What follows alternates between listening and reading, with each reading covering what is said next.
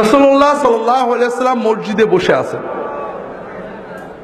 একজন সাহাবী আসছে, মসজিদে ঢুকে নামাজ পড়ে নবীজির কাছে এসে সালাম দিচ্ছে।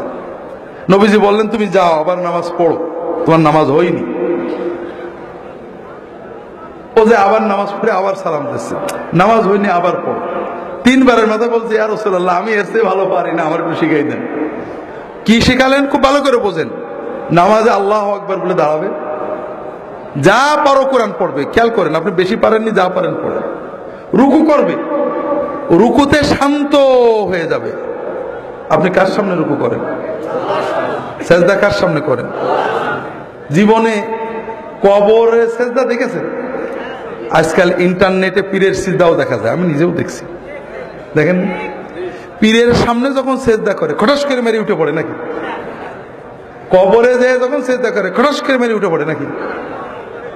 প্রতিমার সামনে সেজদা দেখেননি? খটাস করে মেরে উঠে পড়ে নাকি? দুর্ভাগ্য। কবর পূজারী কবরে যে ভক্তি দিয়ে সেজদা করে পড়ে থাকে, পীরের পূজারী পীরের সামনে আমি নিজে দেখেছি কি আবেগ দিয়ে মহব্বত দিয়ে সেজদা করে পড়ে থাকে। প্রতিমা পূজারী প্রতিমার সামনে সেজদা দিয়ে পড়ে থাকে, আর আল্লাহর পূজারী আল্লাহর সামনে সেজদা দিতে গেলে খটাস করে মেরে দিয়ে উঠে পড়ে। এই ঈমান ভাইরা, আমি তো নামাজ পড়ছি সেজদাটা করার জন্যই, যে আমার মাবুদকে সেজদা করব, আমার মনের কথা বলবো, কিছু না পারি, আরবি এক হরফ না পারি, সেজদা দিয়ে পড়ে থাকবো। আল্লাহ রাসূল সাল্লাল্লাহু আলাইহি ওয়াসাল্লাম বলছেন, যখন রুকু করবে শান্ত হয়ে যাবে। তুমি তো রুকু করতে আসো, আমরা আল্লাহর সামনে নত হয়ে নিজের দাসত্ব প্রকাশের জন্যই তো নামাজে দাঁড়াইছি। কিচ্ছু পারিনি, সব মাপ, কিন্তু মাথাটা নিচু করে রুকুতে গেলাম, সুবহানাল্লাহ সুবহানাল্লাহ, দাঁড়ালাম, দাঁড়িয়ে কি দাঁড়িয়ে পুরো না দাঁড়িয়ে, অধিকাংশ মানুষ আপনারা পুরো ইমাম জামাতে যখন পড়েন ইমামের জন্য বাধ্য হয়ে দাঁড়ান, তারপরেও ইমামের আগেই নেমে পড়েন। আর যখন একা পড়ে সুন্নত, হাই হাই কি পোড়া কপাল, রুকুতে সামি আল্লাহু লিমান হামিদা কি করে বলে জানি না, এইটুকুটাই সেজদা ছিল। সেজদা আল্লাহু আকবার সুবহানাল্লাহ সুবহানাল্লাহ, আল্লাহু আকবার আল্লাহু আকবার, মানে একেবারে সোজা হয়ে বসেন। বিশ্বাস করেন, আল্লাহ রাসূল সাল্লাল্লাহু আলাইহি ওয়াসাল্লাম বলেছেন, লাউ মাতা হাযা আলা হাযা লামাতা আলা গায়রি মিল্লাতি মুহাম্মাদ সাল্লাল্লাহু আলাইহি ওয়াসাল্লাম। কেউ যদি তার রুকু সেজদা চুরি করে এইভাবে ভাঙড়ি নামাজ পড়ে, মরগ মার্কা নামাজ পড়ে, কটস কটস করা নামাজ পড়ে মরে, ও আমার উম্মত হয়ে মরতে পারবে না।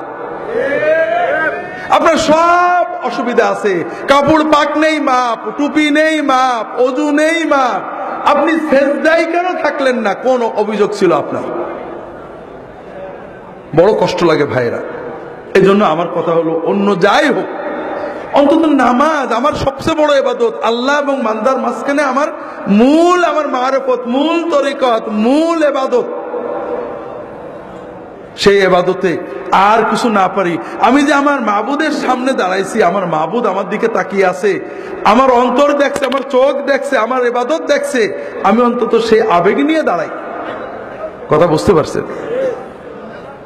আর কিছু না পারি। আপনার অনেকে বৃদ্ধ হয়ে গিয়েছেন, সূরা কেরাত ঠিক করে পড়তে পারেন না, ভুলে যায়, হতেই পারে, কিন্তু রুকুতে যে সুবহানা রাব্বিয়াল আযীম সুন্দর করে যতটুকু পারেন বেশি বেশি বলার চেষ্টা করেন। ভাই, আল্লাহর সামনে মাথা নত করে বলবেন।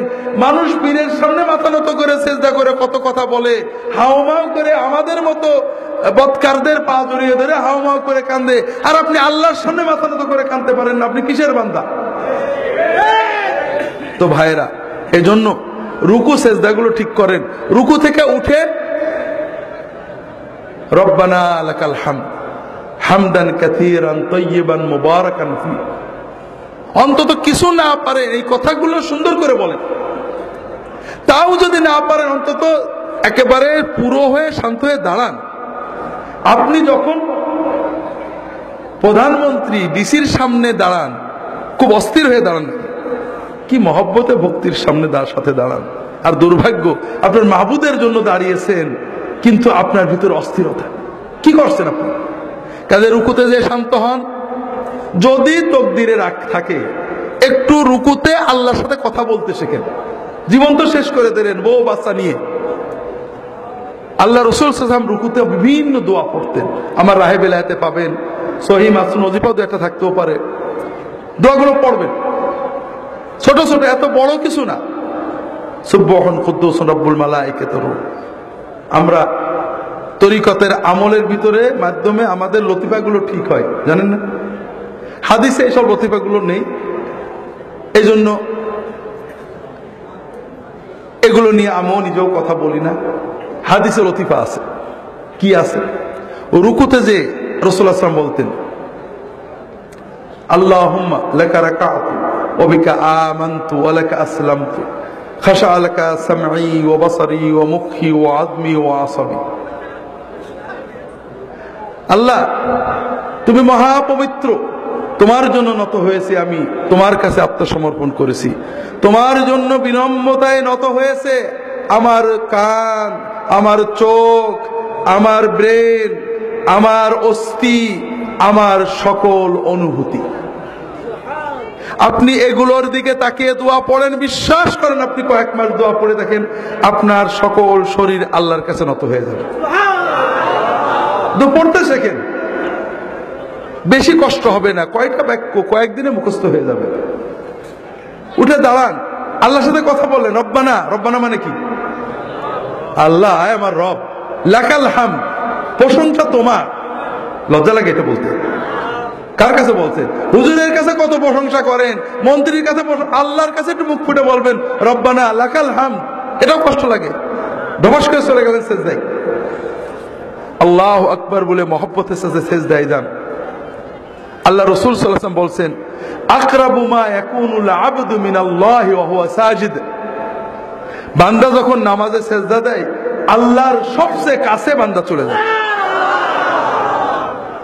ফাকসিরু ফীহি মিনাদ দুআ ফাইন্নাহু কামিনুন আইস্তাজাবা লাকুম। কাজেই সেজদায় যে আল্লাহর কাছে বেশি বেশি চাও, চাও, চাইতে থাকো। সেজদায় তুমি যা চাবে আল্লাহ কবুল করে নেবেন ইনশাআল্লাহ।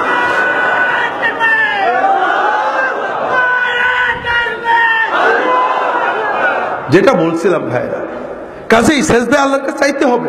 তবে রাসূলুল্লাহ সাল্লাল্লাহু আলাইহি ওয়াসাল্লামের শেখানো সুন্নাত মাসনুন দোয়াগুলো চাইবেন। ছোট ছোট দোয়া, কি মজার দোয়া, সব চাওয়া হয়ে যায়। আল্লাহুম্মা ইন্নী আসআলুকাল হুদা ওয়াত তুকা ওয়াল আফাফা ওয়াল গিনা। কত সময় লাগবে? মানে কি? আল্লাহ, আমি তোমার কাছে চাচ্ছি, আমাকে দাও, হেদায়েত দাও, তাকওয়া দাও, পবিত্রতা দাও, আমাকে বড় লোক করে দাও। বাদ থাকলো কিছু? সব চাওয়া হয়ে গেল। কোরআনে যেসব দোয়া আছে পড়বেন, রব্বানা আতিনা ফিদ দুনিয়া হাসানাতান ওয়া ফিল আখিরাতি হাসানাতান ওয়া কিনা আযাবান নার। এর চেয়ে বড় দোয়া নেই। এই দোয়া যদি আপনি মন দিয়ে পড়তে পারেন, আপনার বড় লোক হতে বেশি সময় লাগবে না। হজে আমরা যাই, হজের খাস দোয়া এইটা। আর হজে গেলে হজ যদি কবুল হয়, আল্লাহ রাসূল বলেছেন তার আর কোনো অভাব থাকে না। কাজে আল্লাহর কাছে চাইতে থাকেন। বাবা মার জন্য চান, রব্বিগফিরলি ওয়া লিওয়ালিদাইয়া, চাইবেন সেজদায় পড়ে। বিভিন্ন দোয়া আছে, রাহে বিলায়াতে অনেক পাবেন। রাসূল সাল্লাল্লাহু আলাইহি ওয়াসাল্লাম দোয়া করতেন দুই সেজদার মাঝখানে। আমরা নামাজ নষ্ট করি দুই জায়গায় বেশি। একটা রুকু আর সেজদার মাঝখানে, রুকু থেকে উঠে পুরো সোজা না হয়ে এইটুকু হয়েই সেজদায় যায়, আছে না নেই? আপনি দেখেন ফজরের নামাজ তো পড়বেন, দেখেন অর্ধেকের বেশি মানুষ এরকম হবে। ইল্লা যদি দয়া করে ঠিক করে নেয় সেটা ভালো কথা। আর নামাজ নষ্ট করি সেজদা থেকে উঠে পুরো বসি না, এইটুক বসে আবার সেজদা করে যায়, আছে না নেই? আজকে ফজরের সময় দেখেন, আপনার আশেপাশে তাকায় দেখেন। অথচ রাসূলুল্লাহ সাল্লাল্লাহু আলাইহি ওয়াসাল্লাম দুই সাজদার মাঝখানে দোয়া করতেন। কি বলতেন? রব্বিগফিরলি ওয়ারহামনি ওয়ারযুকনি ওয়াহদিনি ওয়াআফিনি ওয়া'ফু আন্নি ওয়াজবুরনি ওয়ারফা'নি। এই দোয়াগুলো পড়তে আমি একা ঘড়িতে মেপে দেখছি 5 সেকেন্ড থেকে 10 সেকেন্ড লাগে। যদি দ্রুত পড়ে 5 সেকেন্ড হয়ে যাবে, একটু শান্তভাবে পড়লে 10 সেকেন্ড লাগবে সর্বোচ্চ। কথা বুঝতে পারছেন? এই 5 সেকেন্ডে 10 সেকেন্ডে কি চাইলাম? আল্লাহ আমার গুনাহগুলো মাফ করে দাও, আল্লাহ আল্লাহ আমাকে রহমত করো, রহমত দিয়ে আমার জীবন ভরে দাও, আল্লাহ আল্লাহ আমার রিজিক বাড়াই দাও, আল্লাহ আল্লাহ আমাকে হেদায়েত করে দাও, আল্লাহ আল্লাহ আমাকে পরিপূর্ণ সুস্থতা এবং নিরাপত্তা দাও। আল্লাহ আমার গুনাহগুলো মুছে দাও, আল্লাহ আমার মর্যাদা বাড়িয়ে দাও, আল্লাহ আমার ক্ষয়ক্ষতি পূরণ করে দাও। আর বাকি থাকলো কি দোয়া বলেন? বাকি থাকলো কিছু? শোনেন, আমি কাল বলছিলাম না, নিজের ভালো পাগলে বোঝে কিন্তু বাঙালি বোঝে না। আপনারা যে হুজুরদের কাছে, আলেমদের কাছে দোয়া চাইতে যান, এইগুলো নিয়েই তো। অসুস্থ হয়েছে, হুজুর দোয়া করেন যেন সুস্থ, এই তো আল্লাহ রিজিকে বরকত দেয়, এই জন্য তো। আপনারা কথা বলছেন না কেন? এইসব জন্যই তো। আচ্ছা, মনে করেন আপনি বিপদে পড়লেন, কষ্ট হলো, অসুস্থতা, রিজিকে বরকত নেই, 2000 টাকা পকেটে নিলেন, গাড়িতে চড়লেন, জামা কাপড় পরলেন, কিছু হাদিয়াও নিলেন, নিয়ে মনে করেন একজন নেককার বুজুর্গের কাছে গেলেন, হুজুর দোয়া করলেন, আল্লাহ কবুল করলে ভালো হলো। আর এত কিছু না করে প্রতিদিন আমরা 30 রাকাত মতো নামাজ পড়ি, 30 রাকাতে বড় জোর প্রতি 2 সেজদার মাঝখানে 5 সেকেন্ড করে এই আধা ঘন্টা আল্লাহর কাছে দোয়া করলেন। কোনটা আপনার জন্য সহজ বলেন না? কোনটা আপনার জন্য সহজ? কিন্তু আপনি করেন কোনটা? নিজে আল্লাহর কাছে না আছে আমাদের বলেন যে আপনারা আল্লাহর কাছে এদেন, এই তো। তো ভাইরা, এই দোয়াগুলো শিখে নেবেন, 2 সেজদার মাঝখানে এই দোয়াগুলো পড়বেন। রাজি আছেন তো সবাই?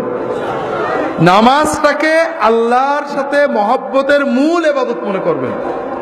আর কিছু না পারেন, কানা রাসূলুল্লাহ সাল্লাল্লাহু আলাইহি ওয়াসাল্লাম রুকুউহু ওয়া সুজুদুহু ওয়া কিয়ামাতুহু ওয়া জালসাতু বাইনাস সুজুদ কারীবাম মিনাস সাওয়া। রাসূলুল্লাহ যতক্ষণ রুকুতে থাকতেন, রুকু থেকে উঠে দাঁড়িয়ে প্রায় ততক্ষণ থাকতেন, যতক্ষণ সেজদায় থাকতেন 2 সেজদার মাঝখানে প্রায় ততক্ষণ বসে থাকতেন। বুঝতে পারেননি? সাহাবারা বলছেন রাসূলুল্লাহ সাল্লাল্লাহু আলাইহি ওয়াসাল্লাম অনেক সময় আমাদেরকে নিয়ে জামাতে নামাজ পড়তেন, রুকু থেকে উঠেছেন, রব্বানা লাকাল হামদু হামদান কাসীরান তাইয়িবান বলেই যাচ্ছেন। আমাদের মনে হতো যে সেজদা যে করা লাগবে, নবীজি সাল্লাল্লাহু আলাইহি ওয়াসাল্লাম বোধহয় ভুলেই গেছে। সেজদা দিয়ে উঠে, সেজদার থেকে উঠে বসেছেন, বসে দোয়া করছেন। আমরা ভাবতাম যে আরেক সেজদাতে বাকি আছে, এটা বোধহয় নবীজি ভুলেই গেছে। এর নাম নামাজ। মহব্বতের সাথে অন্তর দিয়ে, কিছুই না পারেন অন্তত সুবহান রাব্বিয়াল আলা। আপনারা এই যে হুজুররা আসে জিন্দাবাদ দেন, মহব্বত লাগে না? অন্তর দিয়েই তো বেরোই জিন্দাবাদ। আল্লাহর জিন্দাবাদ কি? আল্লাহর জিন্দাবাদ হলো সুবহানাল্লাহ। তা আপনি আর কিছু না পারেন, রুকুতে সেজদায় আল্লাহর জিন্দাবাদ, সুবহান রাব্বিয়াল আযীম, সুবহান রাব্বিয়াল আযীম, মহাপবিত্র আমার রব, এইটুকু তো অন্তত মহব্বত করে বলতে পারেন, পারেন না? আল্লাহ তাআলা আমাদের নামাজগুলোকে সুন্নাত মতো আদায় করার তৌফিক দান করুন, আমিন।